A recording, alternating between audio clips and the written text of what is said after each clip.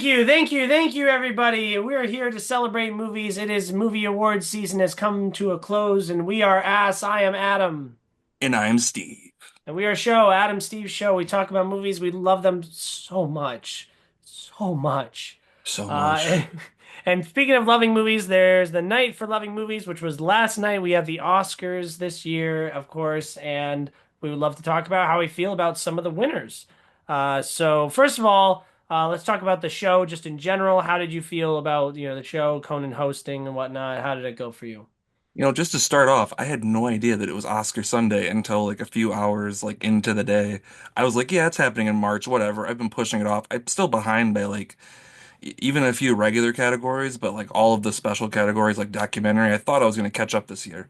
I was still behind by like 12 movies, but regardless, Conan O'Brien, I thought he had a really fun intro and everything. Some of the jokes were obviously written by others and they got a bit cheesy, but overall, I think it was a lot of fun. It was a well balanced, I think, of the silly humor and the more taking things seriously, like talking about the milestones of different things happening at the Oscars, like the costume designer winning, being the first African American man to win the costume design Oscar and things like that. Like those moments were pretty cool, but overall, it could be hostless at this point. I don't think we absolutely need it, but if we have anybody, someone like Conan O'Brien, I think is much better than Jimmy Kimmel.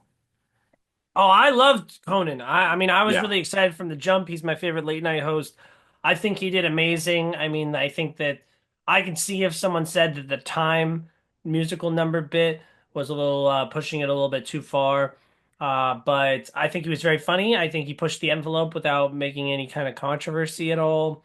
Yeah. I thought he was very funny. Found myself laughing out loud many times. And then he was making fun of the movies but with a clear reverence for the movies in a way that I just don't think Jimmy Kimmel had at all. I hate Jimmy Kimmel, and this was like night and day better for me.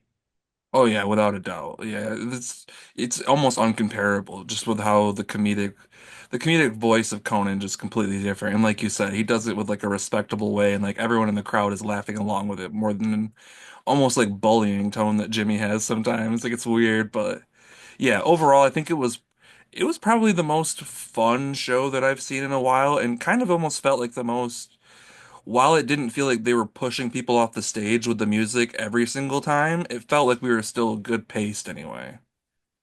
Yeah, no, it went really well for me. I did it at a party. It was like an outdoor thing, but it was very, very nice. And we were watching it on projector, and it was weird because there was like half the group was like dressed up nice, and half the group wasn't, and I was in the group that wasn't. But I'm That's kind of happy surprising to about me, that. actually. Yeah, I just want to be comfortable. I wore my Amelia Perez t-shirt, you know what I mean? I wanted to rep Hell my yeah. squad, you know what I mean? Hey, she got out with some more wins than I thought she was, that movie. Yeah, oh yeah, and we'll get into that. I think I'll go from the top down, like the important ones down. So Best Picture went to Anora. I mean, we can kind of encapsulate a few of its wins here. I mean, editing as well as director as well as original screenplay because he came out with 4 Oscars, Sean Baker. How do you Yeah, feel the about that? craziest part is that is all one man that is getting all of these. Like, obviously, with the Best Picture, all the producers get it too, but he is getting an award for each category because independent filmmaking, you do a lot of those jobs. Sean being one of those people who edits and does a lot of the work himself. And I mean, it pays off when this moment comes because I mean, he's a well-deserving guy. He's made great movies in the past, and Honora is no different. Like, I did not expect it to run away with all these awards, but it is much deserved. Like everything top to bottom about like everything that it won, whether it was all the Mikey Madison winning Best Actress, the writing, like everything in there was so good. The editing, that's the one that shocked me the most. Like it's really good editing, but there's a lot of other great movies out there too. Like I thought Dune might run away with it or something, but very happy that Sean was able to snag another one there because that's really cool, especially just for independent filmmaking alone. Have you seen his other movies, Tangerine, Red Rocket, and Florida Project? Yeah, I've seen all of them at this point, I think. Okay. Yeah, I think that I'm very happy because I like the filmmaker, Sean Baker. I like he has a very clear style with the types of movies that he makes, and I really like them. And he really makes you feel like we're watching real, raw people here, and we're showing like almost the deep the darker side of humanity at certain points in time. And I loved Anora. I think it's my favorite, fifth favorite movie of the year from last year. I had a wonderful viewing experience of it. And in this crop, I mean, obviously, I wanted Dune. I like Dune more.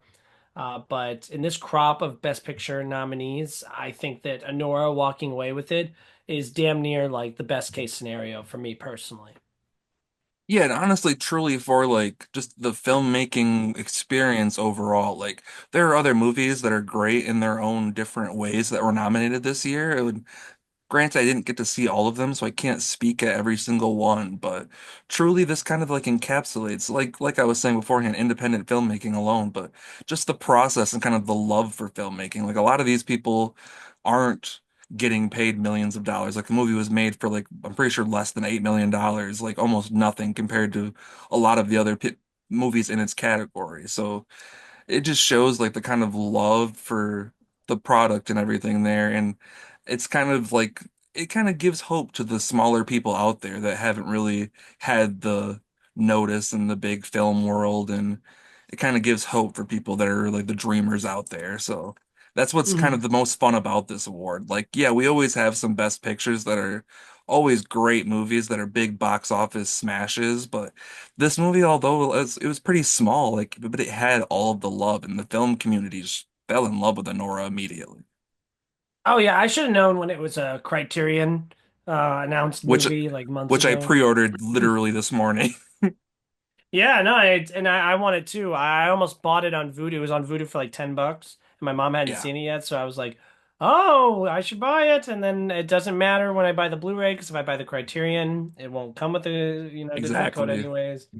But I didn't do it because I'm dumb. But I think I it's do still on think like, sale. oh, it is. I think it is right now for like 15 I maybe.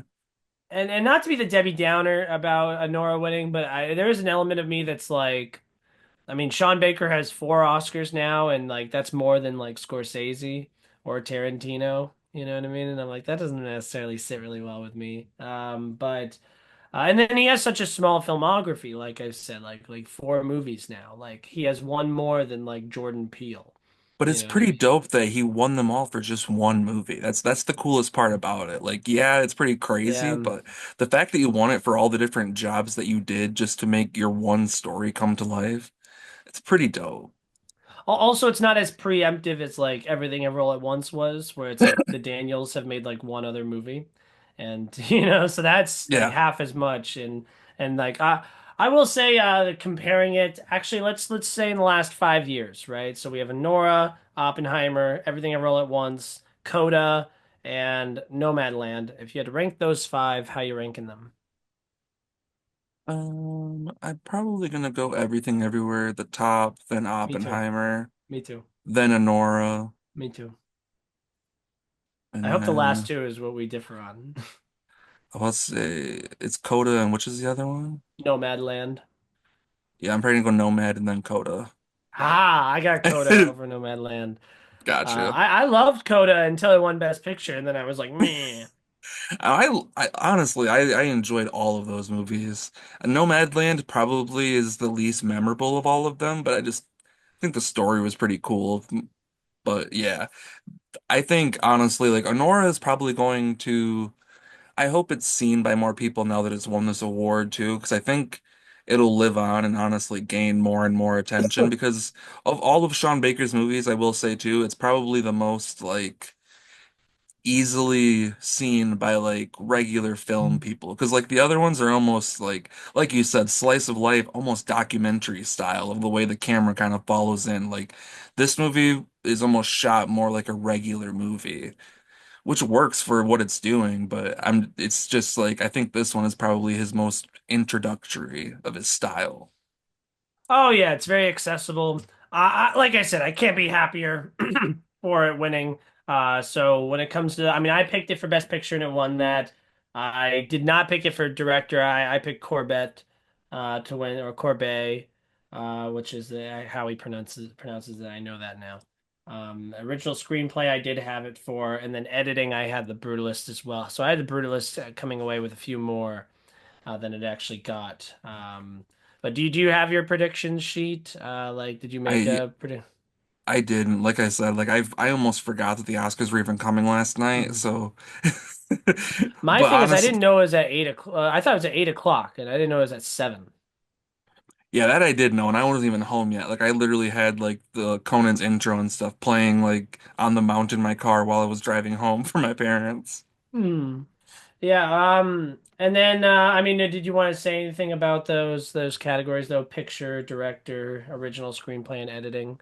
Because I'm kind of like that's all Honora.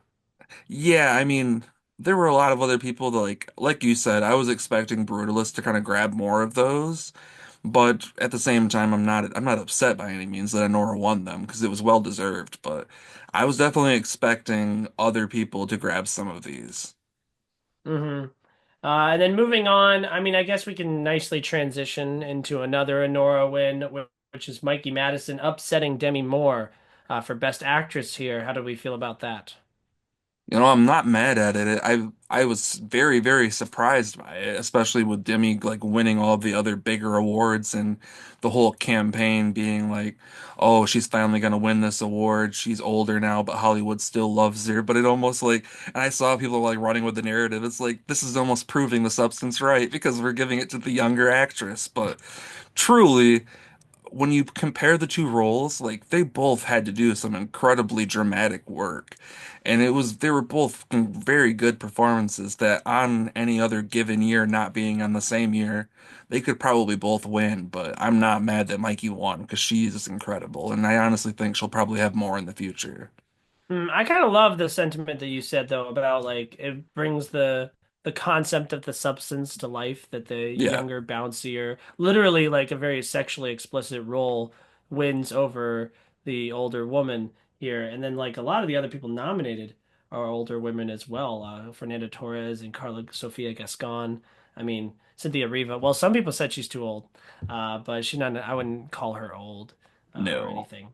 But I am very happy. I am elated that Mikey Madison won. I think she's the best performance of the year. I specifically said when I saw the substance, I couldn't see a world where Demi Moore got even nominated. Excuse me. So the fact that she didn't win is like a nice little like, whew, okay. Like I don't have that much egg on my face, just most of it. Um, but yeah, no, that was pretty much one of the best surprises of the evening. I mean, I picked Mikey Madison to win, but that was more of a like, I would like Mikey Madison to win, please. Yeah, yeah, that was definitely like I think that's where I pretty much was at too. Like I wasn't gonna be surprised if someone like Cynthia Erivo grabbed it just because Wicked was so popular, but I think it was the right choice to kind of make this one Mikey's because yeah, she's just incredible. Yeah, and then I really wouldn't have minded it too much if because I think Mikey is the best performance of the year, period. But I wouldn't mind if she lost just because like it is her like first rodeo here, and also just the fact that like the movie was winning everything else. Like, obviously picture was the front runner, but director, editing, original screenplay. So I could see and a supporting actor was like a heavy contender too. So I could see a world where it's like, well, it's great because of what's going on behind the camera. She just, was hot and twerked and, was funny with the loud accent and kind of discounting her in that way, in the same way that the family, the Russian oligarch family, disregards her and doesn't take her seriously at all either. So Yeah. by giving her, not only is it like falling in line with the, so you're either going to fall in line with the plot of the substance and give the award to a younger actress, or you're going to fall spit in the face of the plot of Honora and be like, she's not just a worker, she's going to win an Oscar. She's important. You know what I mean? Yeah, it's some fun thinking about all of this for sure. Hmm. But And speaking of just some more of these unexpected awards, the animated one we talked about a little bit before we started because I kind of got it spoiled for me looking at HBO Max, but was anyone really like was Flow like the heavy front runner? Because I feel like a couple other ones were kind of like bouncing in and out of the lexicon, but I still haven't seen Flow, so I can't really speak on it too much.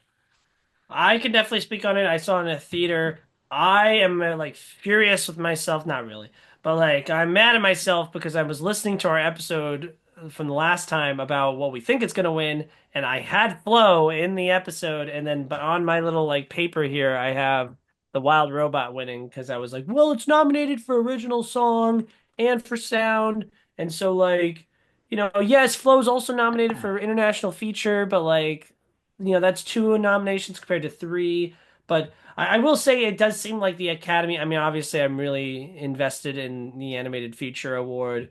But it's clearly changed. Like I think that they were really upset that it was known as like the Disney Award.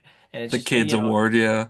yeah, inherently like, oh, Pixar or whatever Disney Animation Studios has going on, that's just what's gonna win. And it was like that for like a long time.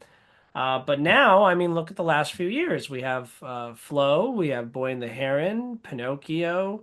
The last one to win was Encanto. But even like if you look before this stretch of three that we had here, outside of Spider-Verse, it's very much so like Encanto, Soul, Toy Story 4, Yeah. Spider-Verse.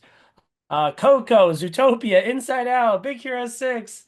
So it's a very much so a Disney thing. But now there's three times in a row, it has definitely not gone to the Disney Pixar thing. And I don't think it's going to going forward either.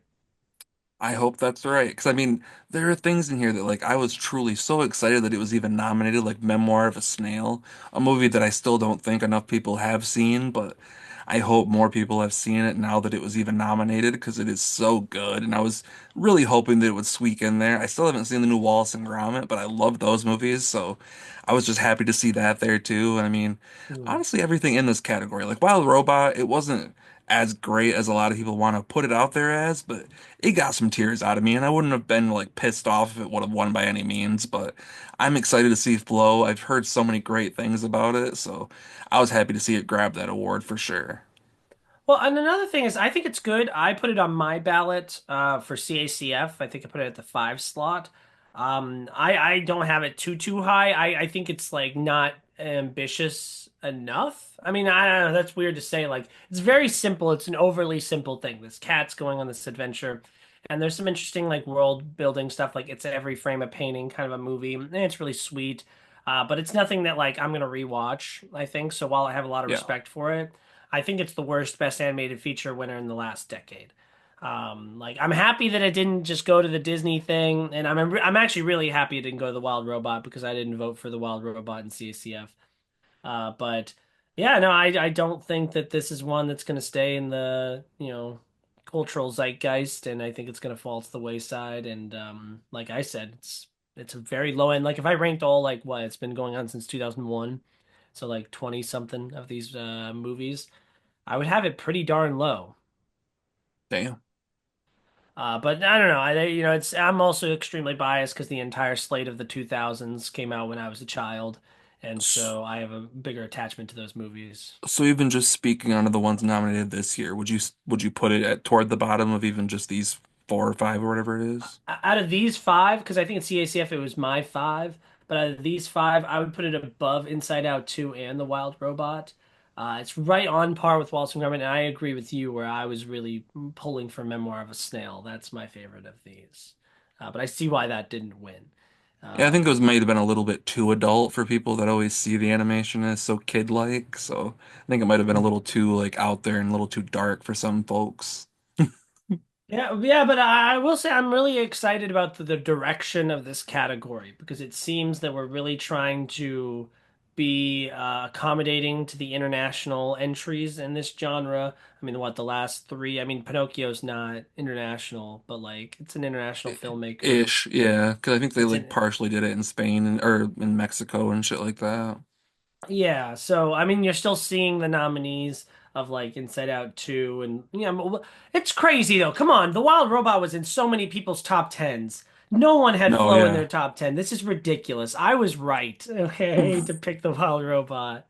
No, odds on favor were 100% Wild Robot. It was just the more in the cultural zeitgeist and everything too. Like everyone was fucking crying for that movie, and it was good.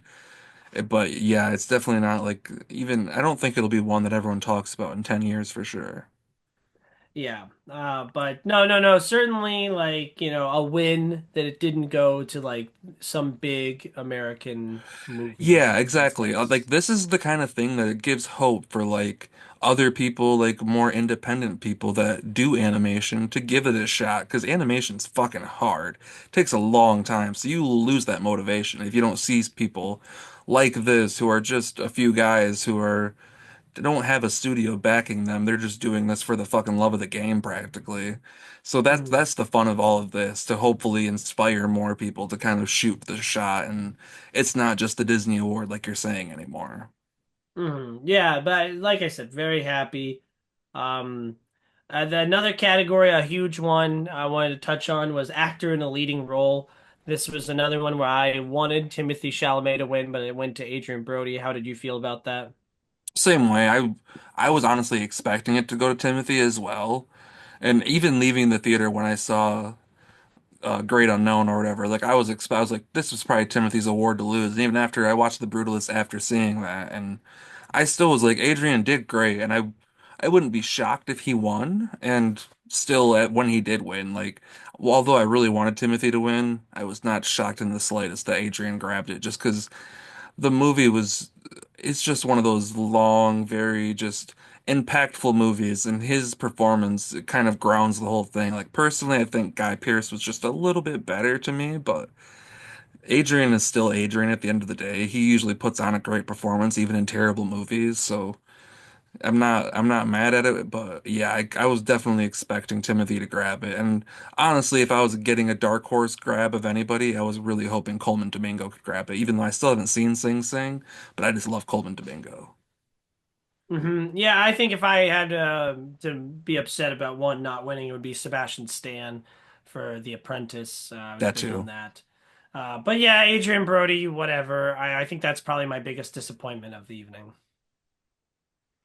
Moving on to one that I was really happy about. Best Supporting Actress went to Zoe Saldana for Amelia Perez, and I was beaming. I was wearing my t-shirt for Amelia Perez. Everyone knew I was the Amelia Perez guy. There was a lot of people talking shit about Amelia Perez where I was, and when it won, like I had someone go up to me earlier or later on in the night, and they were like, "Oh, you're just gonna let him talk shit about Amelia Perez?" And I was like, "I'll let the professionals." The people in the Academy do the talking for me because it has multiple Oscars. And I think one thing that's really interesting is because whenever a movie that's bad, publicly bad, like wins an Oscar, people are always like, well, Suicide Squad has an Oscar. And it's like, yeah, but does Suicide Squad have two Oscars? And like, Dude, this is a pretty big Oscar. yeah, I was very shocked, but I was so happy, just as you were saying too, because I genuinely, without like even a meme of it, when I saw this movie, I genuinely thought it was a really good movie. So Mhm. like the meme of like everyone being so angry that it's got nominated for so many things, let alone won two Academy Awards, I just feel validated in this moment because like everyone was like such a hater, except Yeah, no, for us. I can't. I'm so excited. I'm so excited about it. I think the movie deserves an amount of recognition. I think that the specific two awards that it won was perfect. They I were the think two to that win, yeah. yeah, Zoe Saldana, I think she's deserving. You know what I mean? I think she was due. And I'm happy that she's now in that elite club. But that's really awesome. I mean, we can kind of couple this with the best original song win for El Mal. I was getting a lot of shit from everyone where I was at, and I was just constantly like, "Apaka, apaka." So I really reveled in that one because oh, how many times did I have to hear? Because Zoe Saldana, people were kind of fine with because she is good in it. She's no one has an issue with her.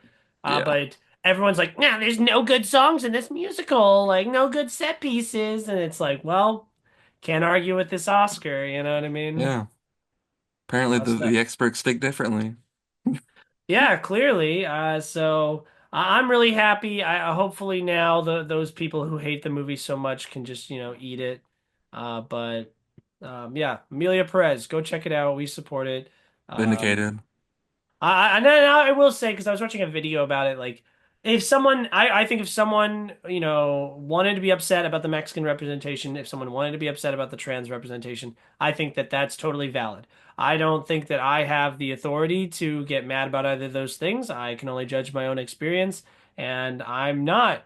a part of the Mexican community. I'm not a part of the trans community, so if I was to get outraged about those things, it would be performative because it's not my fight to fight. But I do respect people who don't like it for those two reasons. Yes, truly, like our enjoyment of this movie is in no means trying to be disrespectful of anyone else. Like, I can't speak to the authenticity of the trans experience or anything like that, and trying to say that this movie is inaccurate of anybody's experience. Like, I'm just some white dude from Michigan who went to film school for a little while and likes movies. Like, I'm just gonna share my opinion about that.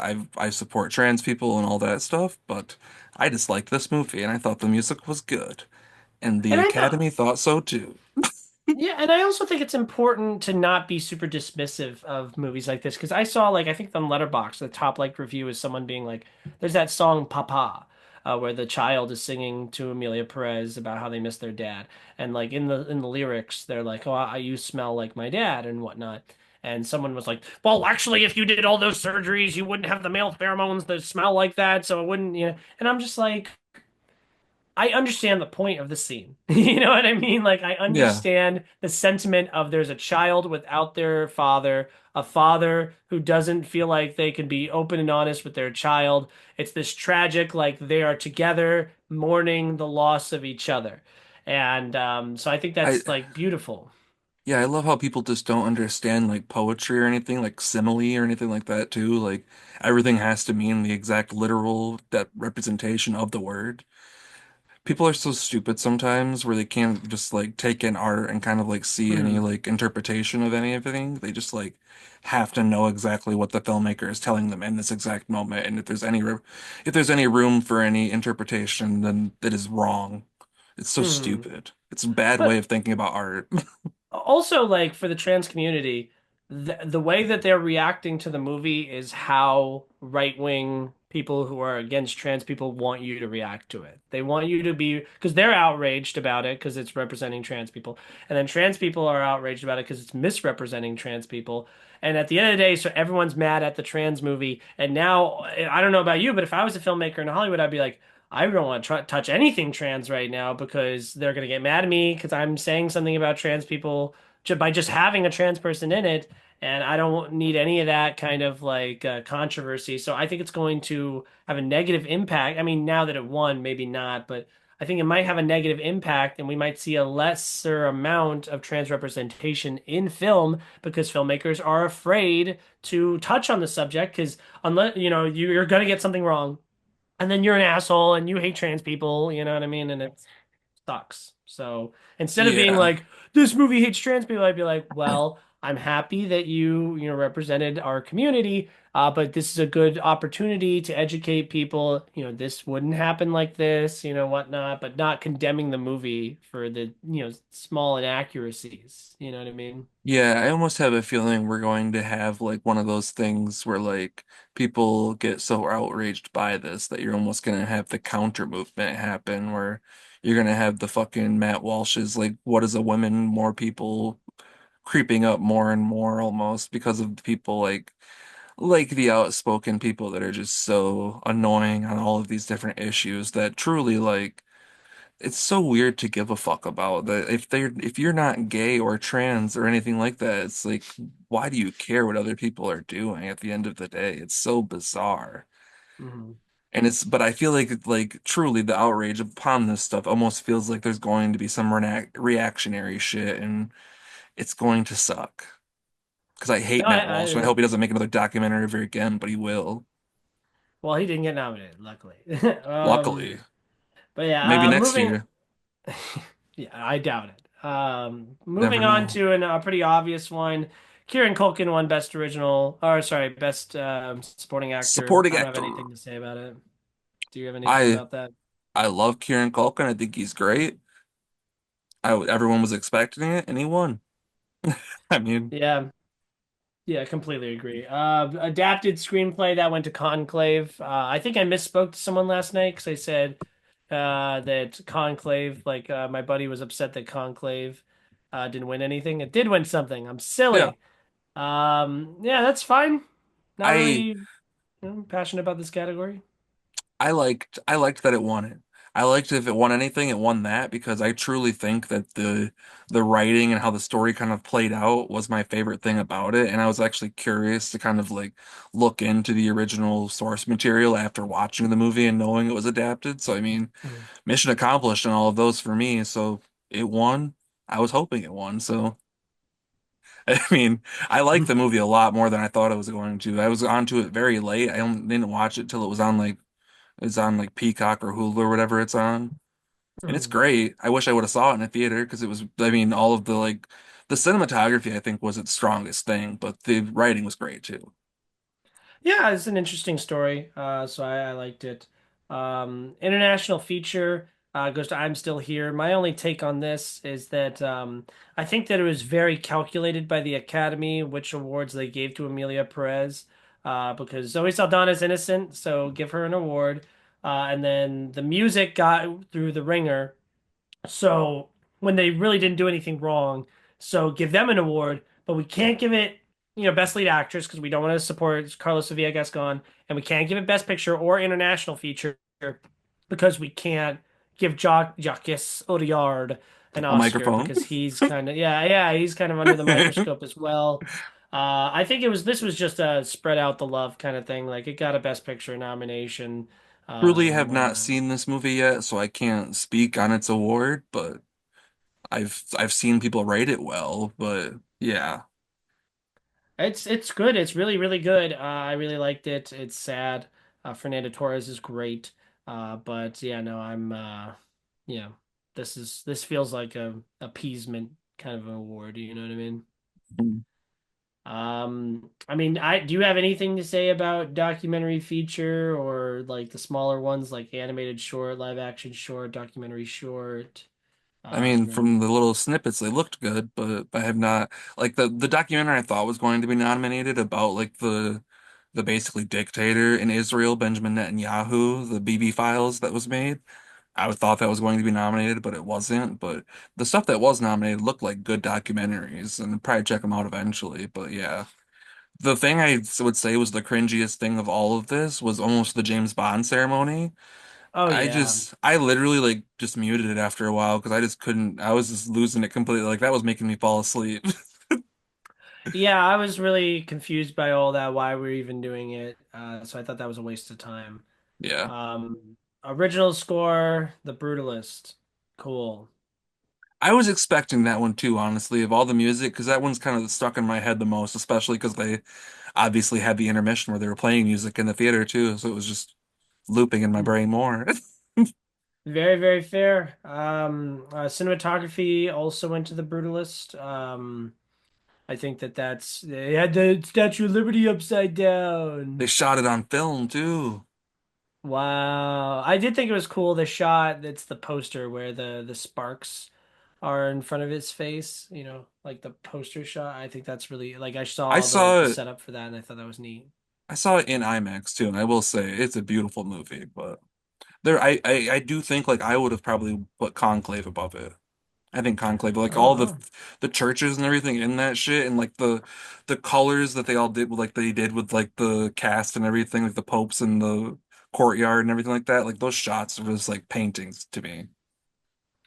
I don't blame you there. I mean, I would rather Nosferatu won, but Well, that especially, I almost forgot Nosferatu was nominated, but yeah, yeah, another one I wanted Nosferatu to win was costume design, which went to Wicked. It's Oz and they're witches and they did the witch hat from the original. yeah, a lot of that shit's probably hard to create a lot of that fictional costuming and shit. So I get it, but yeah, Nosferatu was everything about Nosferatu was amazing. That's why it's my favorite of last year. Oh yeah, and then production design also went to Wicked. Makeup and hairstyling went to The Substance. That's pretty obvious. Practical effects. Sound and visual effects both went to Dune. Thank God it won some I'm happy it Oscars got finally. some. I want Denis to eventually get one, but if he gets that, that's good. Yeah, and then that's the awards. I got 15 out of 23. I did a good job. I truly I probably, if I would have done it, would not have even gotten half that. I think I would have gotten like maybe 8. Like Well, that's I think my predictions were completely off on a lot of that shit. yeah. My biggest regret is I guess switching from Flow to Wild Robot for best animated feature, and then I should have just like I do a very much so like I think they're gonna spread it out way more often than they actually do. Like there's always like two or three movies that get like nothing, and so like I don't know I should have Yeah, well the because a last few complete years unknown it's one almost nothing. I'll say yeah, it's in the last few years it's almost like the best picture almost grabs like a lot of the top three or four categories lately. Like everyone kind of votes in a group, it seems like. Yeah, and I think that's fair. But yeah, good Oscars. Good Oscars. I'm very happy. It's awesome. Amelia Perez won a few. That's all I really wanted. Yeah, truly, like I would say like I watched the rerun of it on Hulu today and it was by far probably the easiest like watchable ceremony top to bottom in a while. So big props to everybody. If anybody needs to keep hosting, let Conan keep doing it, not Jimmy Kimmel, or at least let the Muppets do it one of these days, you cowards. And And speaking of Academy Award nominated and winning films, it seems like we're already getting a head start on next year with the release of Captain America: Brave New World. Did how'd you feel about it? I am not as down on it as most of the world is. I thought it was fine. I didn't hate it. I was the first half of the movie I was hoping I was like, oh yeah, we're getting Winter Soldier too. It's great. And then the last half was cookie cutter Marvel that we get every fucking few years. But overall, I think Harrison Ford put on a fun performance as the president and turned into Red Hulk, even though he's like the not franchise guy anymore and kind of just wants to be left alone. It always seems like he keeps showing up in these movies, but never gonna complain because I love the guy. But yeah, Anthony Mackie's cool. I like him in other things more, but I think this is a fine movie. Like it's not the worst Marvel movie, but it's very middle of the pack. I echo everything that you've said, but with you have this positive tint on it. I'm going to do it with a negative tint, so I'll be the heel of this review here. I think it's extremely disappointing. I mean, we kind of saw this coming with all the reshoot situations and, with the marketing, it just didn't really feel like they had a deep bag. And that's my first big complaint about the movie is like the whole entire marketing is the third act fight between him and the Red Hulk. And so I just feel like, especially with these movies, like we love the surprises. And I feel like I got no surprises here. I knew everything that was going to happen in this story before it even started.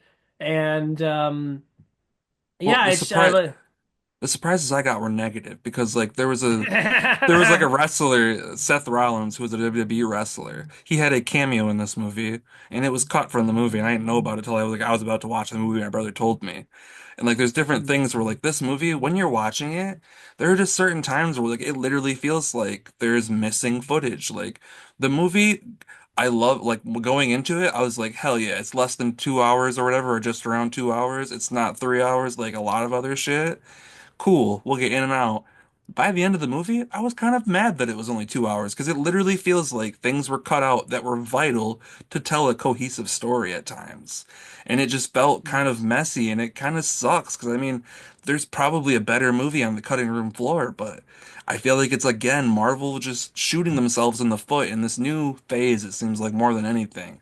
Like they take these filmmakers that are very unique and can make some pretty cool stuff outside of Marvel, but they take them in and then I feel like they let them have hands off to an extent, but once they get into the editing room, it's like, see you later, dude. We're gonna fucking ruin this for you and then release it under your name. That's what it almost feels like lately because like visual effects are one of the weaker things lately, and I would never blame the actual visual effects artists. It's probably the budget constraints that they're under and all of the overheads at Marvel Studios and Disney. And it fucking sucks that these people are probably working in shitty conditions like that. And they're already like, I don't know if the animators and stuff, I know they were trying to unionize. I don't know if they did, but just it seems like that's like the weakest moments in a lot of these movies lately. And it sucks because they used to be some of the strongest points in Marvel. yeah, I was specifically like noting during the water fight with they're flying around. I was like, that's not water. Like I was like, I've Yeah. seen Avatar 2, okay? I know what real water looks like, or real fake water. Yeah, no, this movie kind of looks ugly. I don't really like much of any of it. You brought up earlier how you like that the Winter Soldier vibe. I would sympathize with that perspective more if it didn't end with a giant like red monster fighting around because like there's nothing that Well, like yeah, that's like what I otherworldly said. in Like this the first movie. half was like Winter Soldier, but once we get into more of the more like cookie cutter Marvel stuff, that's when you just like lost the plot. Yeah, and I'll say this: I like the fact that the last set piece was it looked ugly, but like the cherry blossoms, I believe they're called the pink hmm flowers. That's like a thing that DC is like known for. I know the Nationals, their City Connect uniforms feature that heavily. Like that's like their state flower or whatever. Or they're not a state, the District of Columbia flower. So I thought that was kind of neat to like connect with like where you're like setting your movie to a certain extent. I don't like Harrison Ford in this. I think he's terrible. I think he's been terrible for 25 years at least. I think Anthony Mackie's fine. I don't like the new Falcon. He's annoying. I don't like the new Black Widow. She's annoying. I don't like anything really. I'm excited for Daredevil coming out in the next couple weeks. Oh yeah, I could watch that right now. I will not. I refuse. Because I Yeah. did my homework. I did my fucking homework, and I watched that goddamn Captain Falcon and the Winter Bitch show. Okay, and guess what? I Hey. like that more than this. Well, yeah, me too. Fucking Wyatt Russell is worlds better than almost everyone in this movie, unfortunately. Oh yeah, I mean just the conversation. I mean that is like a 6 hour thing, just about like 5 hours if you take out all the like credits and stuff. But like I think that's awesome because you get to spend more time with these characters. Like I like how every single character kind of has the conversation of like, oh, would you take the super soldier serum? And having that being a defining thing about Sam Wilson's character, you know. Yeah, call it a hot take. No more MCU movies. Disney Plus MCU all the way. Because Wow. I echo that completely. Like everything they've been doing, pretty much. Like I know you probably don't agree completely on this statement, but most of the things they've been doing on Disney Plus Marvel style is a lot better than everything that's been coming out in the last couple of years from the actual movie side of things.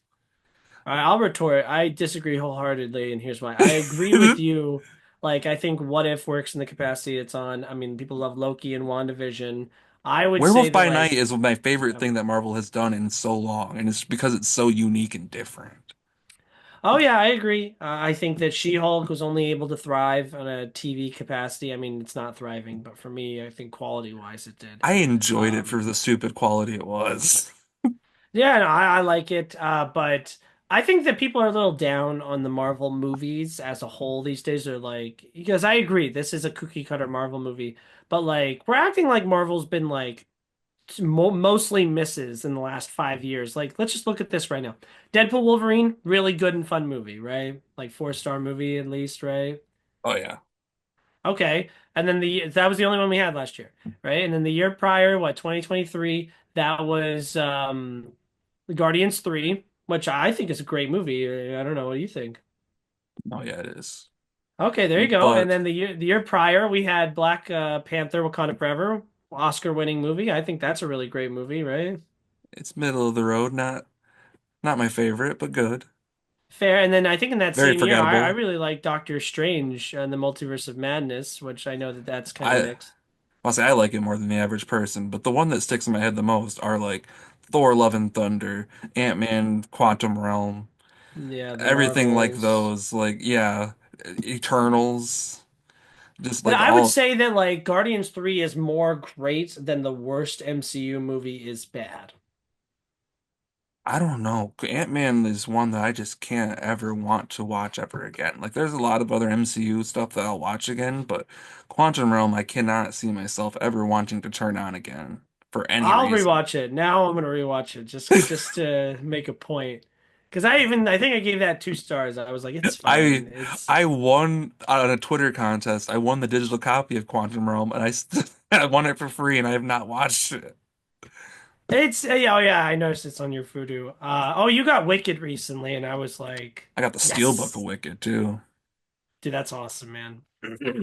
But yeah, no, when it comes to the shows and the movie, yeah, I just think that their movies are good. There's still like I said, there's more good stuff than I think there is bad stuff.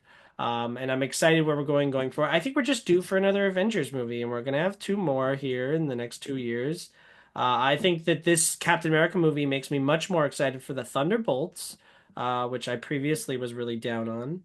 Yeah, let me just backtrack on my statement just a bit and say that like I'm not talking like saying like the Marvel movies are horrible by any means. Like I'm still there like on opening weekend all the time. I just enjoy the shows more lately than most of the movies coming out, just on a more storytelling standpoint, especially because like you were saying, they're able to flesh out more shit. Like I prefer like everything they did with Kamala Khan on her own TV show than anything they did in the Marvels or whatever. Like, cause I we agree. actually knew about her and her family and everything to where there was more like emotional points to when they actually are in peril. Versus in a movie, quite often, especially with these side characters, we're never gonna flesh them out. They're just side characters to take take up space, basically. Yeah, no, the MCU is definitely not without its problems these days. But yeah, just to bring it back to Captain America and the Brave New World, I think it's like a 3 out of 5, which is extremely disappointing for a Marvel movie. Like so inherently biased towards these things that the fact that this one is just like, it's all right, like Yeah. it means it's actually bad. You know what I mean? Exactly. Like my average rating of most Marvel movies is around a 4, just inherently, but this one sits closer to a 3, 3.5 range for sure. Mhm. The after credits scene, embarrassing. Like they My brother, revealed recent. my brother went out to pee before it even happened. Because I like I looked up something about it and I read like a little blurb to him and he was like, "Oh, I just don't care." He's like, "That means nothing to me." He's like, Because it means nothing. He's just like, yep, there's others out there. These exactly. others they're coming. Oh my God, they. It feels like a Republican's worst nightmare. Them are coming. It felt Like, more trolling than like the actual trolling of Captain America at the end of Spider-Man Homecoming. Like yeah. truly. Oh yeah, and I didn't care about Tim Blake Nelson in this movie. I really didn't care about Giancarlo Esposito in this movie. There's really nothing here to be like to write home about in any kind of capacity. I think it's the 20 out of 35 Marvel movies. I think I had it at the 28. Yeah, I mean it'd probably be around the 20 range for sure for me. I'd have to really look at everything, but yeah, I don't think it would be above 20.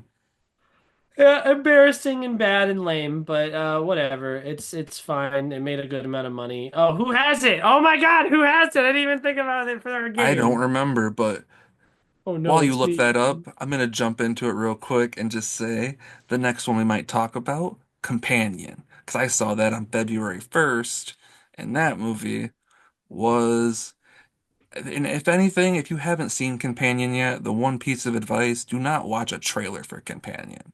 Go into it as blind as humanly possible, because you will have way better time.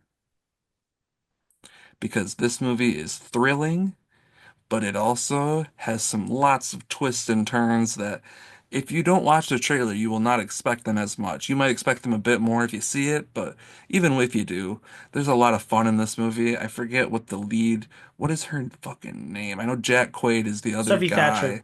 Sophie Thatcher, fantastic in this. She's playing like a robot AI who kind of almost finds her own like self inside of her AI and just starts to fight back against this guy who literally is abusing her. And it's very much commentary on sexual abuse and just relationship abuse and different things like that. And also just like how people are so reliant on technology to an extreme unhealthy amount to the point where they're forming relationships with it. Like we obviously have her, which I still haven't seen yet, but I know so much about it. So it's very much in that same realm of just like an unhealthy obsession with a robot to the point of literal like violence. It's just it takes it on like the whole humor of everything and it was a lot more fun than I was expecting. But like I said, if you know nothing about this, heed my warning and do not watch trailers. Just go watch it. Oh yeah, I really liked Companion. I think it's like I think currently it's my number three of the year, might be my number two. I think it wears a lot of hats, you know. I think it gets you to have those sci-fi conversations of like ethics and morals Hmm. of like scary future things. I think that it works on like this dark romance level. I think it's like a very funny movie as well. It's thrilling. It's not really scary, but it is a thrilling. Like I find myself very invested and what was going on. I think my favorite scene of the year, period, is when they do the "You're my little boo" thing, and I don't give a hoot what you do, say, girl. I Yes. know. That scene over and over again, but it literally made me laugh every single fucking time. Just the whole dancing and everything. Yeah. Yeah. This movie plays on so many levels where like you were saying, if you want to have a conversation about like the ethics of AI and everything like that, like it can have some thought-provoking conversations, but also if you just want to enjoy this as like a fun, weird sci-fi thriller, like almost, I don't know, very just weird but fun movie, you can enjoy it that way too. Like there's no it's available to everyone. That's kind of what I'm saying. Yeah, it fits in that good for her genre of horror films that I love so much. I like the last shot of this movie. It's like kind of in the credits a little bit, but I think that's like such a perfect thesis statement for the entire point of the film. Um, yeah, it's so much personality, you know, and I think the thing I like about the movie is that the characters are stupid, and that's Yes. so nice because like, you know, I would be picking apart like their plan, but their plan is so obnoxiously stupid that it's like, oh, why would they monologue instead of shooting the person right away? Oh, because they're stupid. Because Yeah. they are a stupid Because kind of person who come up with this they're stupid plan. they are so reliant on literally every like their technology to think for them because they are so stupid. Like Hmm. they can't exist on their own. So they like and like with the character of what's their friend's name? I forget. He is always my favorite actor and everything. He's in the Oh, What We and Do in the Puss in Shadows Boots. TV show. Yeah, Harvey Guillen. That dude Hmm. is fucking hilarious. And especially in this movie, like him going back and forth with Lucas Gage or whatever. It was just so fucking funny. And yeah, I can't get enough of this movie. I gave it like a 4 out of 5 when I saw it. I would watch it again right now and maybe even go higher on it just because. And it's good because like Jack Quaid, he's great in it, but he's not even my favorite truly. Like a lot of the other people around him elevate this movie even more, but he touches into like you get a little bit from it when he's in Scream, but I love a crazy Quaid. Like we get Dennis Quaid being Crazy crazy in The Quaid. Substance.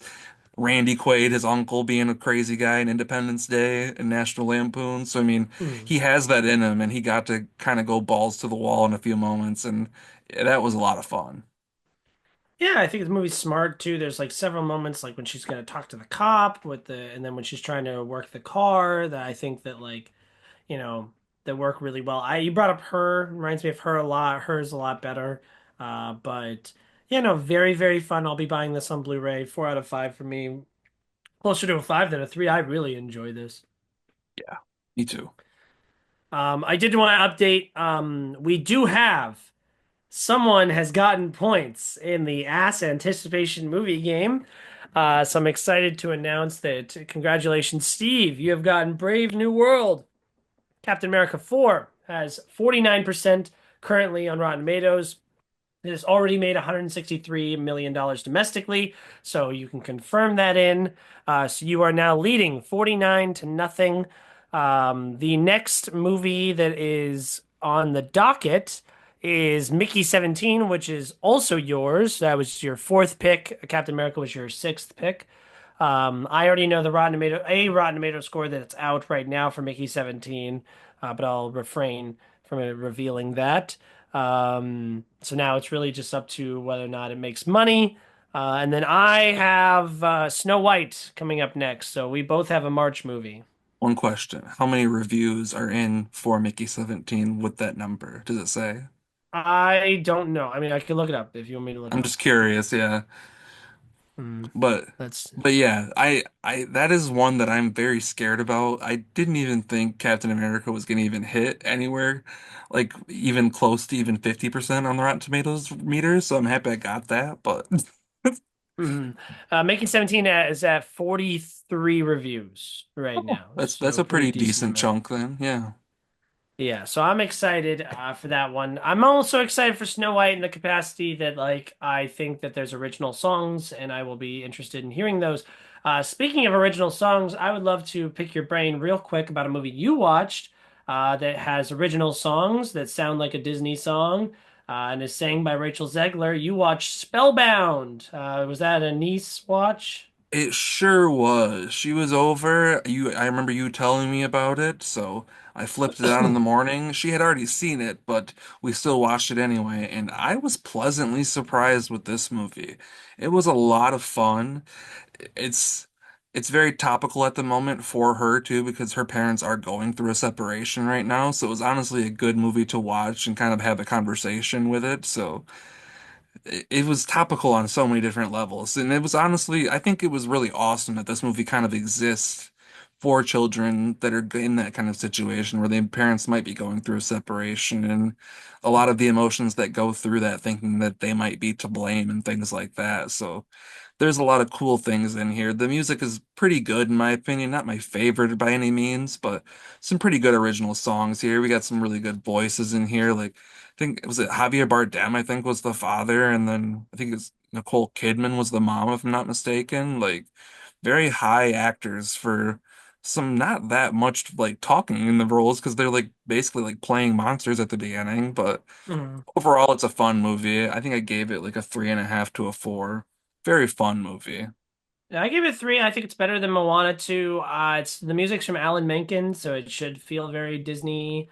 The one that I have stuck in my head is the my parents are monsters and totally monsters. Like that one's fun. There's not really much else that I really remember. I just know that Nathan Lane and John Lithgow I think were fun and they have a song each. The animation I think is falling behind a bit, the quality of animation.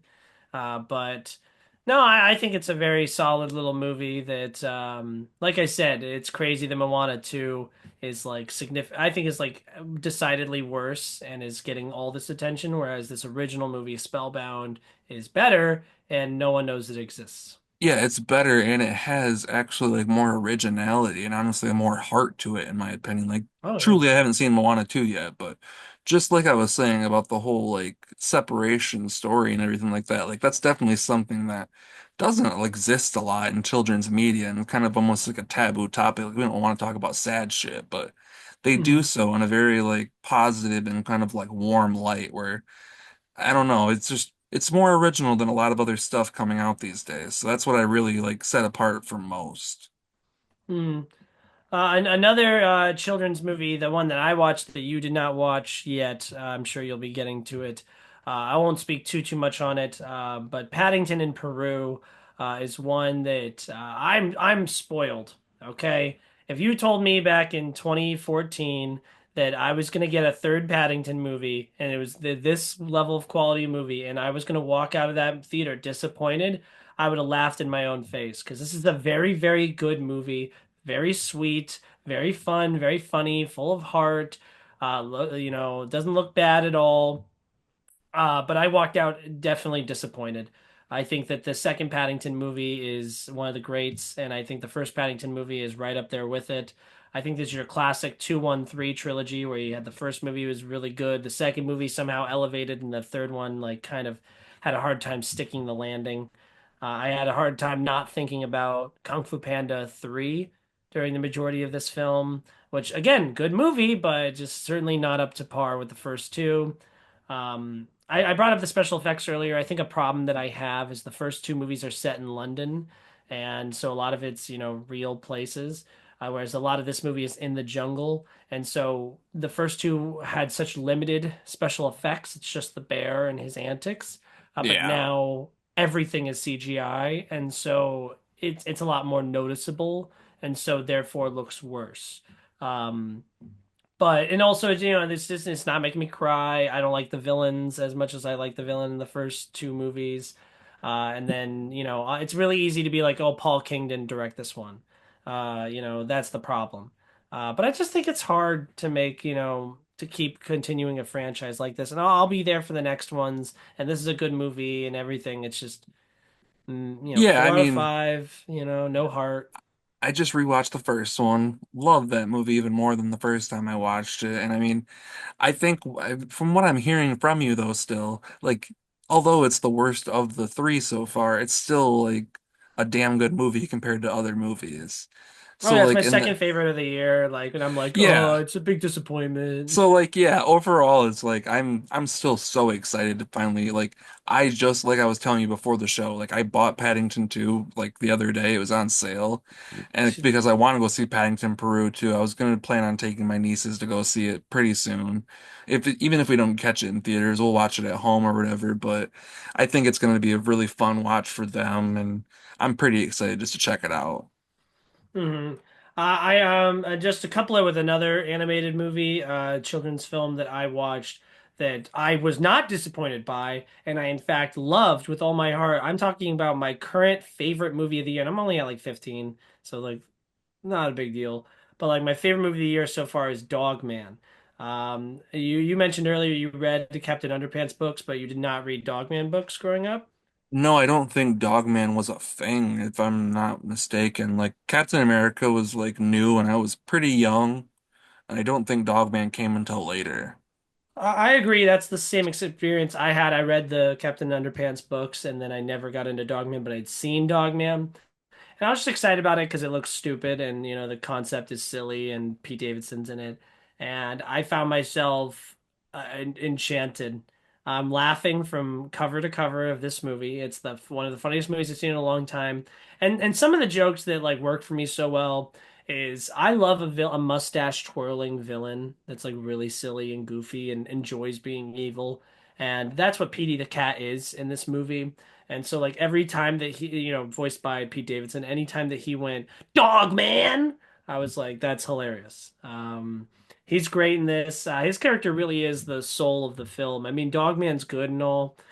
He's great. Yeah, I am Dog Man. I identify as Dog Man. I've changed my letterbox to Dog Man.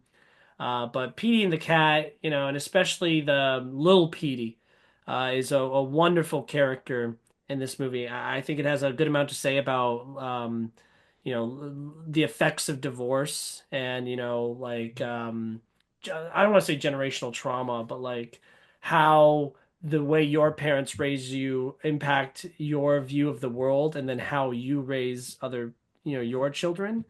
And I think the fact that this movie got me on an emotional level, I cried. I've seen this movie in theaters twice. I cried both times. And I've now found the scene that makes me cry on TikTok, and I watch it like once a week, and I cry every time I watch it.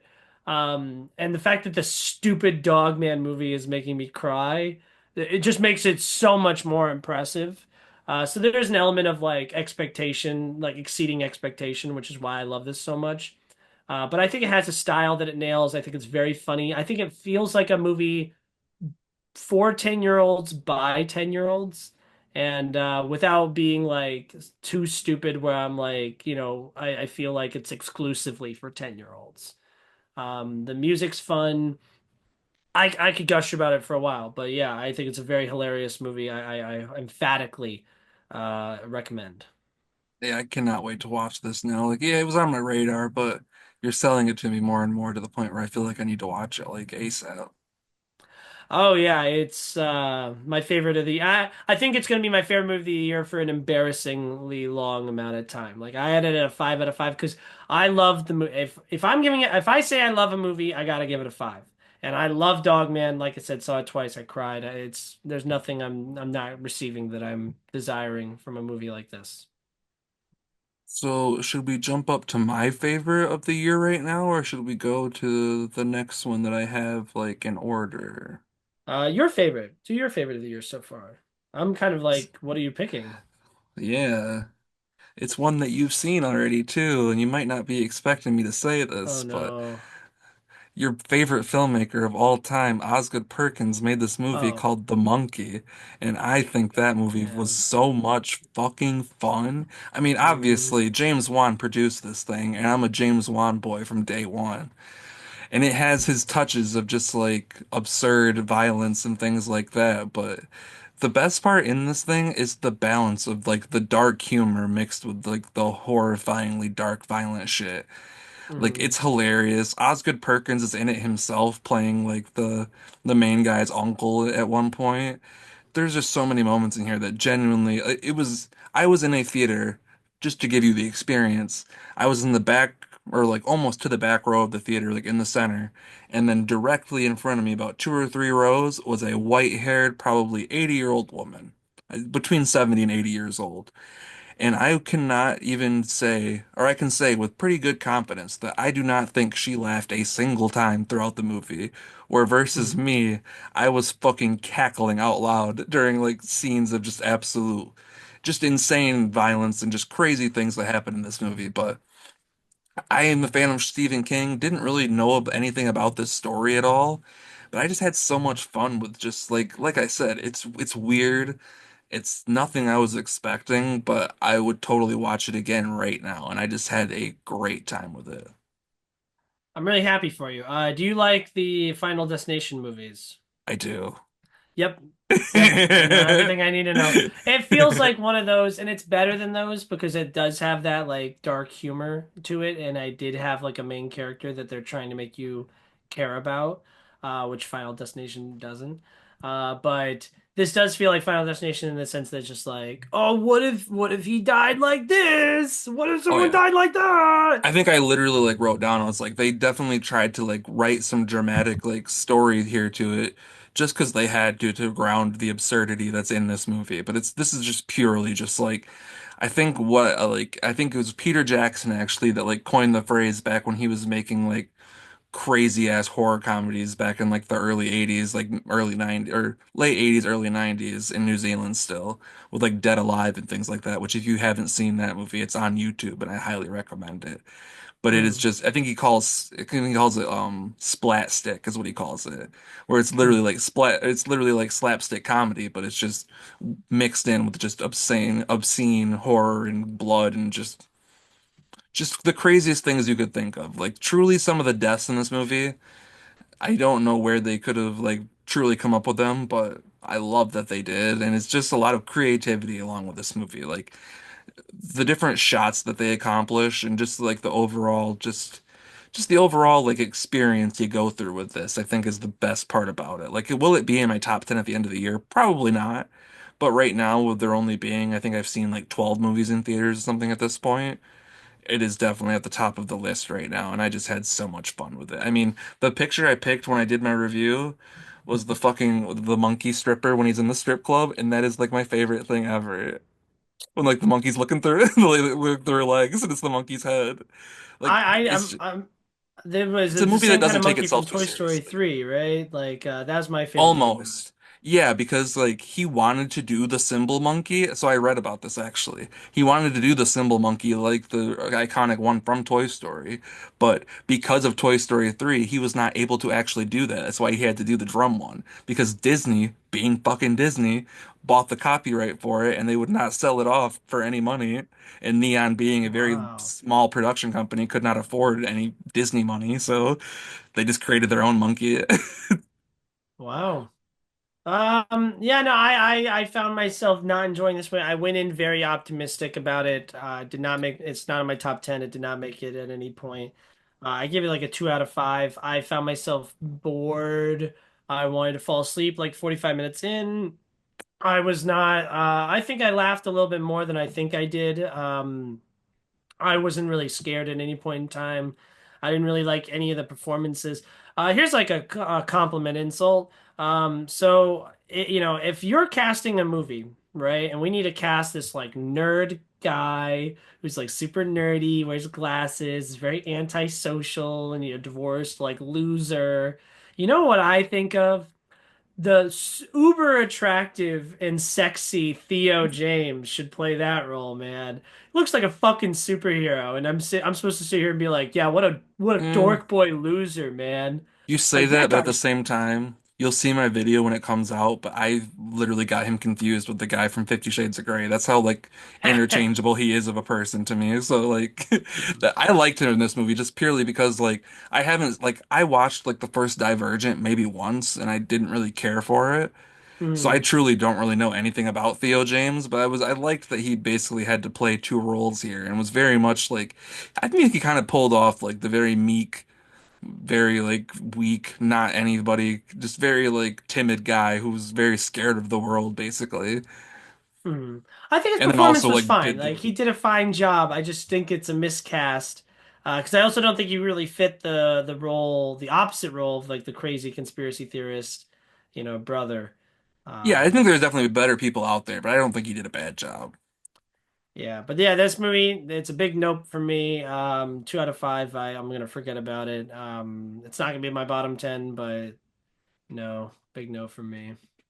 Probably closer to a three, but right now I'm giving it a four because everyone else sucks and they're giving it such low ratings. Guilty. Also, I lied, by the way. I have Companion above Paddington, which feels good in my stomach. I'm like, like that feels more accurate. That's where I'm at.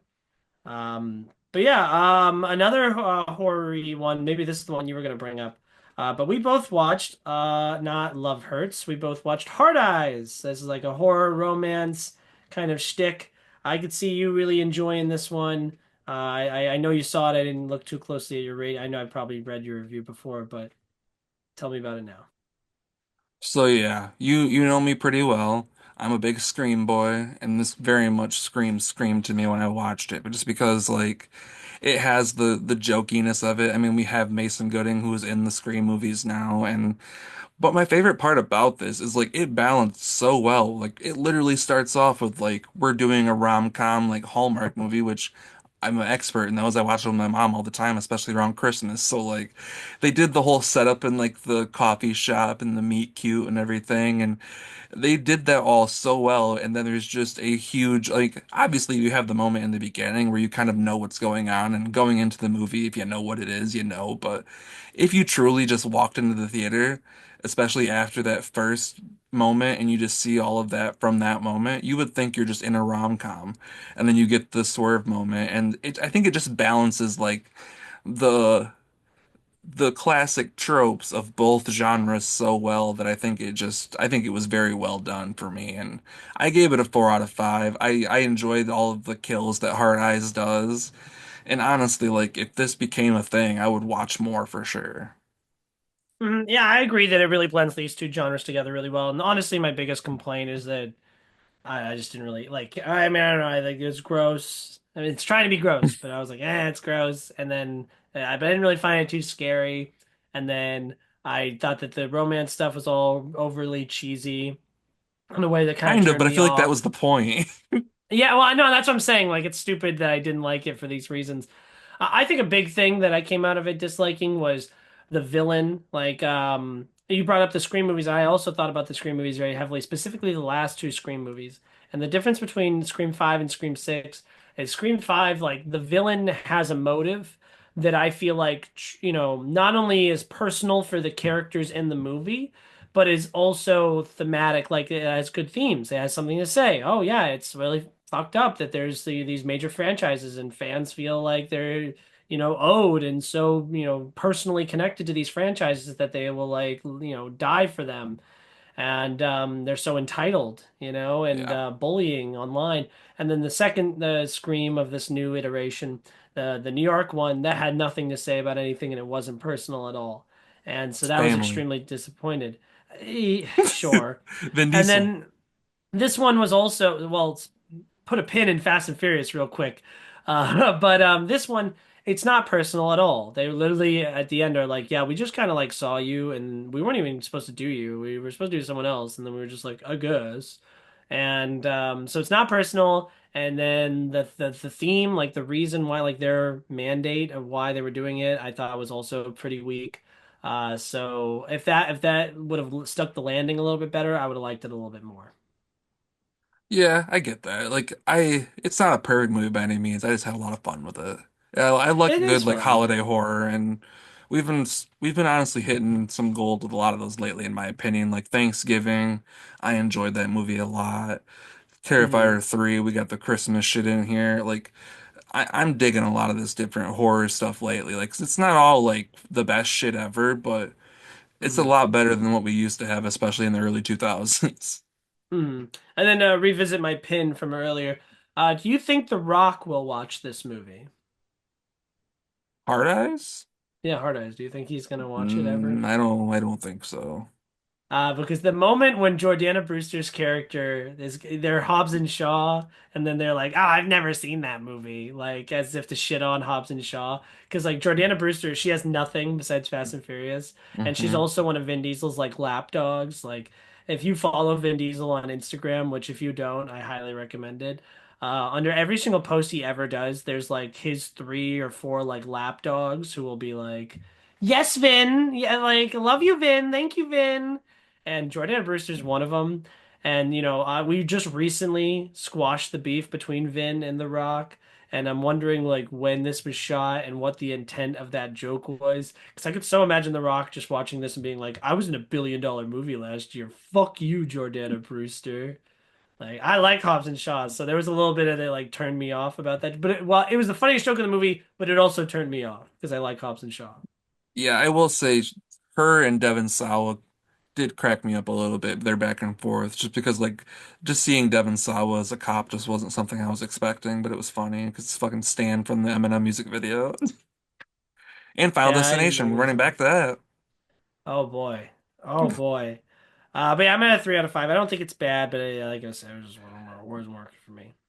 Yeah, I gave it a 4, but it's probably closer to a 3.5. I mean, but my personal feelings are definitely playing a part in that 4. I love Hurts. Just to get that out of the way. K. Kwan is super cute, and I love him. This is a miss. Ariana DeBose is That makes me constantly sad. missing. Oh yeah, no, this like the action's kind Because of fun, and like I'm about to Beast say, Mode is I'm in it. about to say Marshawn Lynch is in it. That's the thing that was selling me the most about it. I was like, Key and Marshawn? Well, they're both good in it. It's just like, it's directed by a stunt coordinator, which like kind of tells me everything I need to know. Like, oh, the action's gonna be good, but like I'm nothing about to else say, is I'm kind of really. the stunt guy though. So like I'm a fan of those action movies like that. So I mean I might get a kick out of this. Well, I doubt that you're gonna be nicer to it than I was, because I gave it a 3 out of 5, and afterwards I was like, I should have given this a 2. Uh, it's not very good. It bums me out. So it's not like the story's bad or Yeah, I mean, the main romance doesn't really work. I mean, there's a pretty decent age gap between Ariana DeBose and Kei Kwan, and they just don't have a lot of chemistry together, even though they're both recent like supporting actor actress winners. Um, honestly, the joke romance that's in the background of the movie is more of a compelling romance to me than the main romance. And then yeah, the whole everything with the villain didn't work for me at all. Like they're outside like the goofy humor and the cool fights. Like there really wasn't anything. I wanted to fall asleep during this movie. I did not have a good time. hmm. But yeah, and then what else did we want to talk about We can jump on Flight today? Risk for a second real quick. Then Mel I Gibson's was new so joint. afraid that that's what you were gonna fucking say when you were talking about the monkey. I was like, you're like, oh, a movie that I really loved. And I was like, You oh know what though? no. I ain't even gonna put on a front. I first off, fuck Mel Gibson, but but also I did not hate this movie. I had fun with this movie. It is goofy as all hell. Mark Wahlberg, the dialogue that he had about saying he wanted to fuck Topher Grace for like 20 minutes was making me fucking laugh though. Because just like I am also like a huge fan of Topher Grace and I really loved him being in this movie. I want him in more movies, but I had fun watching this movie. This felt like something like a Con Air, like a action movie that literally like a TNT Sunday afternoon. It's 1 o'clock in the afternoon. You're gonna take a nap. This is a movie to turn on because it's gonna make you laugh. There's moments that are gonna. There's nothing really like too crazy about it. I mean, it's all in fucking. It's just inside of a plane for 90 minutes, Yeah. but it's Uh, goofy and it's funny. I wanted to be where you were. Like that's how I went into it. Like I was really excited going into it. I hated it. I wish that Mark Wahlberg wasn't asleep for the majority of the movie. That was a big disappointment. And then I wish it was more silly, goofy, creepy rather than like rapey, creepy. That Because yes. I got turned off the entire time. It was There. just him being like, "I'm gonna When fuck he you." was saying certain things, I was laughing, but when he just like turned the dial all the way to 10, I would have liked it more than a 7 or 8. Yeah, no, I don't like anything about this movie. I hated the majority of it. I watched it in 40X. I hated doing that. That was miserable. That seems Um, like an experience for sure. oh yeah, no, this sucked. This really, really sucked. I was really excited for Mark Wahlberg. I really wish that he wasn't sidelined as much as he is. Yeah, we need a Mark Wahlberg actual villain movie that he's the actual star of the movie and not just like a side character because like there were tinges in here where I truly like I thought it was going to be a blast and for certain times it was, but it was not the best. Like I still like me talking and glazing this up. I only gave it a 3 out of 5. Like I'm not like saying it's the best thing ever, but Hmm. I gave it a heart too because I genuinely really enjoyed my experience with it. Is it a great movie? No. It's a bad Hmm. movie. But I enjoyed it and I think it's a stupid fun watch. And I think a lot of other like I would recommend this to many people in my family just because it's like a silly action thriller that people would like most people would enjoy, I think. Other than like you were saying, like the Mark Wahlberg sexual stuff, like I'd probably maybe hit the fast forward a couple times when he's going a little graphically, but overall I think it's a fun time. I'm really happy for you, man. I think the special effects are disgusting. I think that it's a very limited script. But like Uh, where? Like the special effects are barely in it. that Like they're in a moose, that was plane. horrible. But yeah, you see it in the window for like a second. Yeah, and then just any shot of like the plane from like the outside and like the landing, like the fate of Mark Wahlberg's character, the way that that was depicted was But so like again, this ridiculous. like everything about this feels like it came out 20 years ago too. Yeah, like Mel Gibson. Um, yeah, no, I would only recommend it to people that I like hated and wanted revenge upon. No, and I wanted to really like this. Okay, I went into it really hype about this is a choice that Mark Wahlberg is making. But yeah, no, I thought he was Let's bad. remember which one of us likes action movies and which one doesn't. That's true. That's just true. Well, then I won't speak about action. I'll speak about two really quick. I'll go over one that I'm overrating, one that I'm underrating. Speaking of awful, terrible, miserable movies, Kind of Pregnant is awful. I hated that movie with all my heart. Amy Schumer is the woat, which is the worst of all time. I hate her. She's so unfunny. She's so uncharismatic. Will Forte's bad in this movie as well. It's on Netflix. It's pathetic, a really pathetic movie. Yep, I don't And even need to then see it, and I can just echo everything you said, because fuck Amy Schumer. yeah, 0 stars. The only other zero I have this year is also from Netflix. Actually, you can say how you feel about it real quick. Back in Action with Cameron Diaz and I didn't give it zero Jamie stars, but I did Foxx. give it like 2 stars. That movie is currently at the bottom of my yearly rankings as well. It's Mm, trash. It is the yeah, it newest is. trash that Netflix scooped out for us, and it truly just feels like, oh, we have Jamie Foxx and Cameron Diaz on contract. What do we got in this in the bin over here for scripts? We got this one that's like a family, but they're also like, I don't know. All right, let's just run with it. Like basically, that's what Yeah, it felt like. my favorite scene is when they're like, "Oh, honey, where did you get this new product from?" "Oh, I ordered off of Amazon." "Oh, Amazon Prime? Well, I'll make sure to order one for myself too. Which reminds me, we need to do a Costco run soon to pick up some things from Costco. Boy, do I love Costco. Like Yeah. the whole movie felt like a commercial to me. And it also is ugly. Like the special effects are disgusting in this too. No, yeah, it is the worst movie of the year right now. I can say that with complete confidence. Yeah, I also love how there's like a scene where they go to to save their daughter from the club, and their daughter is like definitely underage.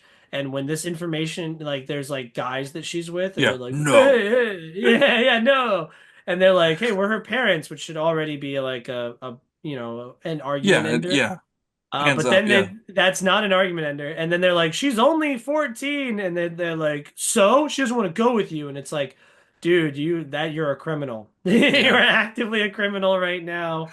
I can't imagine def in any way defending an underage child staying at a club.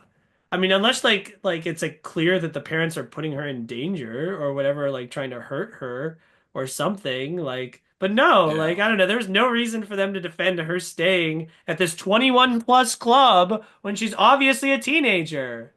No, yeah, the movie was goofy. The only part that I genuinely thought was hilarious, keep in mind, is not logical in any way, but the part where he like literally is like shooting fire out of the gas tank or whatever, like the gas nozzle at the gas station when they're fighting outside.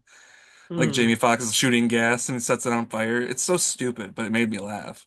I was like, this just proves that this movie is just purely just to entertain for like lights in front of people's eyes. There's no substance here. Yeah, awful. I hate Kind of Pregnant more, but this is Yeah, that also one bad. I mean, that's on a whole different level where like, yeah, I said this is the worst movie of the year, but kind of pregnant, I'm not even going to give it the courtesy of watching it. So that Yeah. probably is the worst. Yeah, movies are terrible. But one that I really liked, and you know what? I would love to sell you on this movie today. So I went to a screening of an Amazon Prime comedy similar to the likes of like a Ricky Stenicki, directed by Nicholas Stoller, starring Will Ferrell and Reese Witherspoon, who are as funny as they've been in the last 10 years. Or sorry, funnier than they've been in the last 10 years. They were both really good in this movie. I don't think they had too much, romantic chemistry with each other, but they're both very, very funny. It's your very typical setup. Two different parties have their wedding planned at the same venue for the same weekend, and they have to kind of, make it work. And, you're cordially invited. It's a wedding. And it's very, very funny. Like throughout, it's a little bit too long. It's a little bit cheesy. Like I said, you've seen this story before, but I love the sense of humor that it has. I think a lot of the supporting characters were extremely funny too. There's a practical effect that I thought was done actually really well. And I feel like it had a decent amount of heart. I found myself laughing from cover to cover, and this movie isn't made for me. So I think the fact that I was receptive to it this much is really impressive. So it's an easy watch. Throw it on Amazon Prime. You like Will Ferrell, you know what I I mean? do. Have a laugh. Is this one to watch with my parents or one to watch Oh alone? yeah, your mom will like this, you know what I mean? Okay, Like it's like a perfect. like That's it's what I not was like kind of raunchy, expecting. like overly raunchy, it's like a family dysfunction kind of Okay. comedy thing. That's what I was kind of Uh expecting. I don't think Reese Witherspoon really does raunchy stuff very often, but oh dude, I've been going through her filmography, dude. I did Wild, I did Home Again, I did I done a forgot about few things from Wild. her. Yeah, no, she's a good actress. That's much better. Or no, sorry. I think this movie's better than Wild, but she's a good actress, and I like this movie a good Yeah, I'll deal. have to check that out. It wasn't really on my radar, but I had heard about it. That's how I kind of overrated it. I was like, I had such a good time, and I would recommend it to people, and no one's talking about it. So here, 4 out of 5. Got you. Any other ones? Because I pretty much emptied my barrel of Let's jump recent to stuff. my latest one then, the movie I went and saw in theaters yesterday because it is this weekend's probably biggest release, I would say, and that is the new Woody Harrelson Simu Liu joint, Last Breath, which I don't Mhm. know how familiar you are with it, but it's actually based on a documentary of a true story that happened, I forget how many years back, but the documentary is actually directed by the same director as the feature. And I thought that was pretty cool, but it's basically a story of this diving team who dives down to like the bottom of the ocean, and then this guy ends up getting separated from the team and like gets disconnected from the air and everything like that, communications. And they literally are getting like pulled away in the boat from the storm, and they have to go basically find him.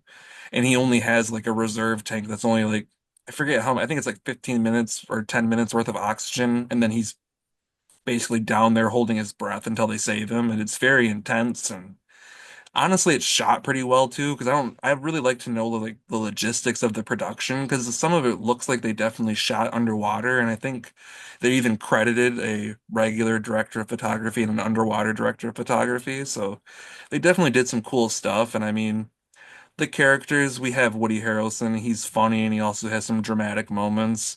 But we pretty much just get Woody being Woody, which is always a good thing. And Simu Liu kind of plays like a guy who kind of has like an asshole attitude, but character arcs being what they are. He's not that way by the end, and just like everything like that, like the character base and kind of like the story, it plays out very much like Hollywood stories, disaster movies kind of do, but the cast here is definitely the thing that sells it the most, I would say. We have even like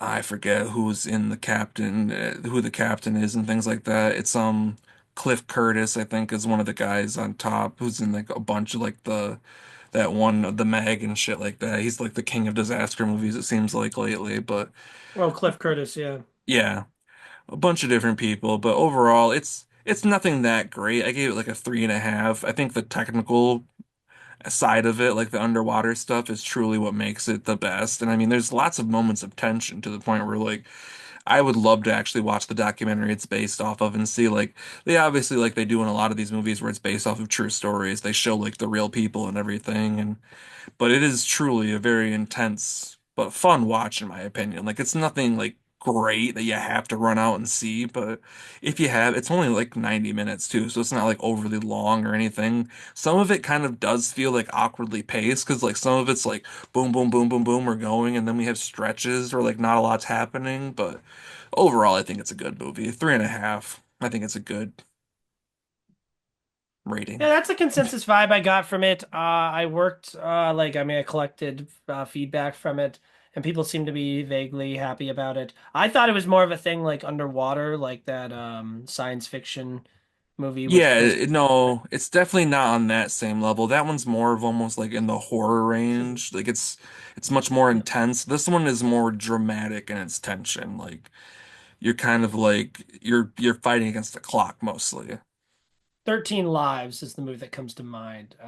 Did you watch that one, Ron That's Howard? that's the is that the one when they're in the cave? Is that the Yeah. Yeah, yeah. You watched that? Yeah. Okay, how would that compare to this? Because I loved 13 Lives. I can't say I really loved that one. Mm. It's really good. I honestly probably rate about the same. Like truly, like with the tension and everything. I think they're both pretty decent movies. I might put Mm. this one like recency bias. This might take it, but I'd have to really watch 13 Lives to really. Mm. Okay. Yeah, I'll check it out then. Especially this is not the first time someone has said a pretty decently positive thing about it, so I'll be sure to check it out. I don't know if I'll catch it in theaters. There's a few things these days I'm like riff raff, and I didn't watch Presents. That one I wish I would have done in a theater. But there's a few like Unbreakable Boy. I can catch that at home. You know what I mean? One thing that is good that is you probably won't watch it, and I don't even know if you'd really like it or not or anything, but just wanted to throw out there. Dark Match, it came out on Shudder. It's a horror movie that is basically based around wrestling. I think it takes place in is it the 80s, I think? It's supposed to like be very reminiscent of like a old style like 80s grindhouse like low budget horror movie, but it takes place with like this wrestling company who like gets paid to like show up to this random show to put on a show for this random person or whatever, and then they find out that it's basically like this death cult who's like doing a ritual that they're like murdering people like as they're doing like wrestling matches. It's fucking crazy. That It's sounds like very Green violent and Room. weird. It is very reminiscent of Green Room, like truly. Much Hmm. more violent because like the murders actually do occur a lot more than just like them trying to plan stuff in Green Room and being crazy, but it is very reminiscent of that. But like yeah, I if you're a fan of like horror and wrestling like I am, I could not recommend it more. But even if you're just curious about that idea, the cast really isn't that huge. It has the guy from that plays Trevor in like the Grand Theft Auto games. I think his name's like Steve Ode or something like that. Yeah, And I'm I seeing him feel here. like he's like one of the only other people. Like, oh yeah, and there's another guy that's like he plays the promoter in the movie, but he was in like Final Destination 3. He was like the cokehead guy who ends up getting like sliced in half and shit. Hmm. Yeah, I'm looking at the cast right now. But it's mostly unknown. It's a very low budget movie. Like Chris Jericho is like he's a wrestler and he's like the main like cult leader of the group and shit like that Oh, of Chris the Irvine. yes. Okay, yeah, yeah, yeah. Yeah, he's a wrestler, but he's also like he has a rock band and he was in Terrifier 2 and 3 too. He was the at the insane asylum at the beginning and at the beginning of three, end of two. Hmm. All right, well, I threw it on my watch list. I'll try to check it out if I can It's on grab it. Shudder. It's a Shudder original. I know that, but yeah. Other than that, I mean, I caught up on. Oh yeah, you said you wanted me to drop my thoughts on Trap real quick. Oh I yeah. think I enjoyed that much more than the average moviegoer. Me and my brother watched it the other day. I truly, I would say if M. Night wanted to make another one of these movies, especially with the way it ended, I would watch it because Oh wow. not only did I like enjoy like the story played out some ways how I expected, but it definitely like I kept thinking the movie was going to end, and then it was like, nope, just kidding, and fucking ripping the wheel again. Like that made me laugh more than anything, but I did not hate it at the same time. Like it was very fun. I had a great time watching it. Josh Hartnett, I want him to do more just ridiculous shit, especially toward the end of this movie when he just goes like full crazy. Mhm. I want more Josh Hartnett like that, more villain roles. I love that opinion from you. I actually it's crazy because I wouldn't watch a sequel to this. I mean, I would watch it, but like I wouldn't want it. I wouldn't be happy about it. And M. Night just announced his next movie, Remain, with Jake Gyllenhaal, and I believe Alicia Vikander is also in it. But yeah, no, I love his performance in it. I think it's fantastic. I love the kind of unpredictable nature of the movie. I think it is a little plot heavy, so like at a certain point, like you're like, there's only so many directions this can go. You know what I mean? Well, and like the thing you should do for a sequel, if you ever did a sequel for this movie, what I would do as M. Night, do one of those things where you don't announce this movie. You don't even announce, and when it comes out, don't call it Trap 2. Just call it something else. And then Oh, and once he people shows see it, up. yeah. It like starts Mhm. off just like a regular movie, and then he shows up like as a character in the background. They're like, is this like Josh Hartnett from the other movie, or is this just like a different Josh Hartnett character?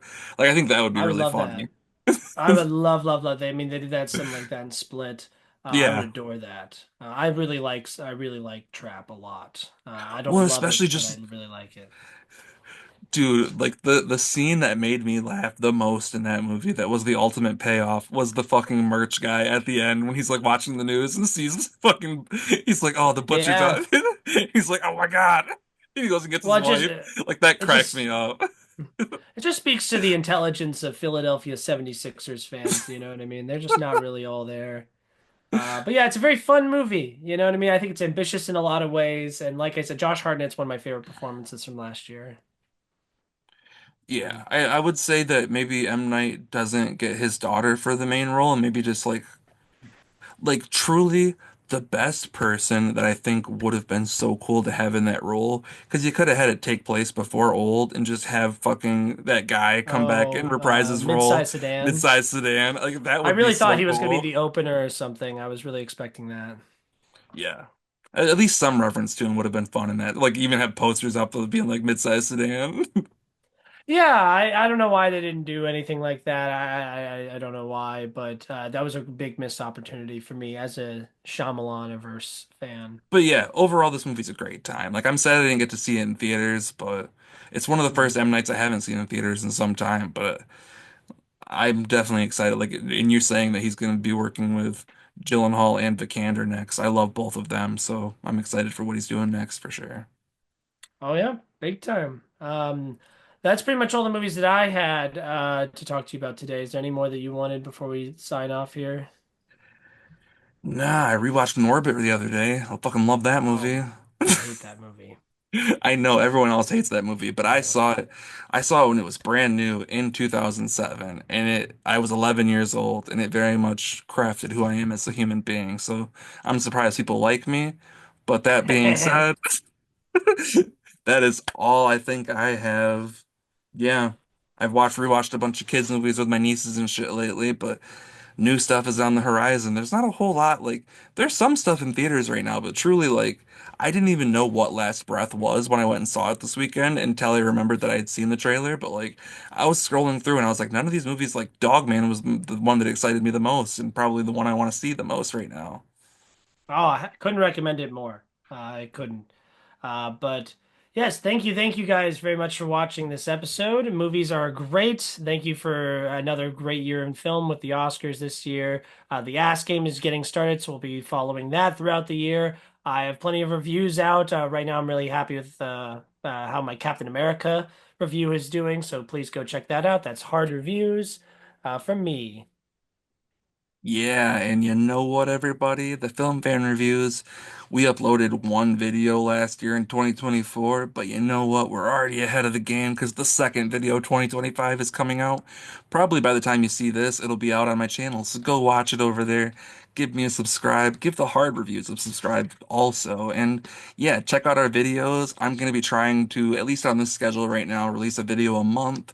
If there's movies I want to talk about more readily or more soon, I might make a video singularly in the meantime, but right now I just want to set myself to one a month just because my work schedule is so unpredictable, but I really want to start making shit again because it just feels like my creativity is lacking lately. But I edited Mhm. for like over 4 hours this morning. I'm really excited for you to check out what I did because I did some goofy edits that I think you might like, but Mhm. overall, go check that out and I think you might enjoy it.